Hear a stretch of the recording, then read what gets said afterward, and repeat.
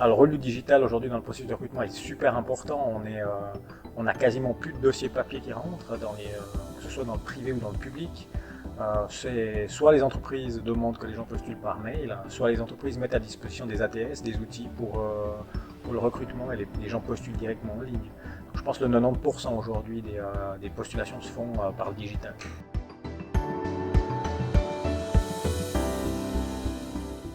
Alors la valeur du digital, je pense qu'elle vaut aujourd'hui pour à peu près tous les secteurs d'activité. Effectivement, on aura des métiers peut-être plus manuels. Alors là, je pense plutôt à des métiers peut-être du bâtiment ou alors dans les forêts ou sur les extérieurs, où les gens ont encore un peu cette habitude de postuler de manière papier, parce que c'est aussi des gens qui ont peu l'habitude de fonctionner avec des ordinateurs. Par contre, dans les autres domaines, que ce soit l'administratif ou la santé ou autre, aujourd'hui, discutons aussi avec le CHUV, par exemple, avec qui on collabore beaucoup, tout se fait en ligne. Ils ont vraiment un outil de recrutement aussi où les gens postulent en ligne. Et on est dans des activités, même dans certains hôpitaux d'autres cantons, ils n'acceptent même plus des dossiers papier. Donc on arrive vraiment à des extrêmes. Alors là, on peut avoir des difficultés avec des gens qui n'ont pas cette possibilité d'avoir le digital.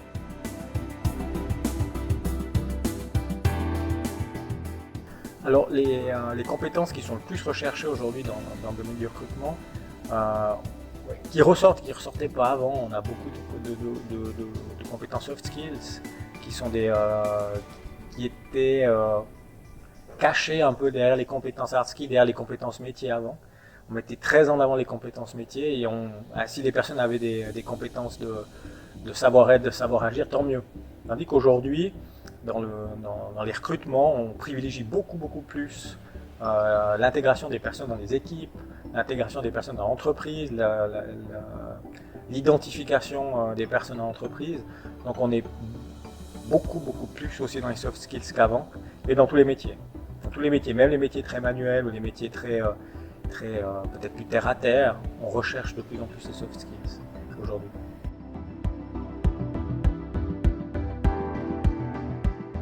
Alors, l'utilisation du e-portfolio aujourd'hui se développe de plus en plus dans tous les domaines d'activité. Ça va prendre du temps. On se retrouve aussi dans des entreprises qui n'ont pas tous non plus l'habitude d'utiliser des outils, mais déjà rien que pour faire le recrutement. Et pour moi, le gros avantage du e-portfolio, c'est qu'en fait, on arrive à obtenir l'ensemble des informations sur une page web. Je veux dire, on retrouve les motivations sans que ce soit structuré dans une lettre de motivation. On arrive à retrouver un CV, et si on a besoin du CV, on va l'uploader. Si on n'a pas besoin du CV, on peut voir les différentes compétences des personnes.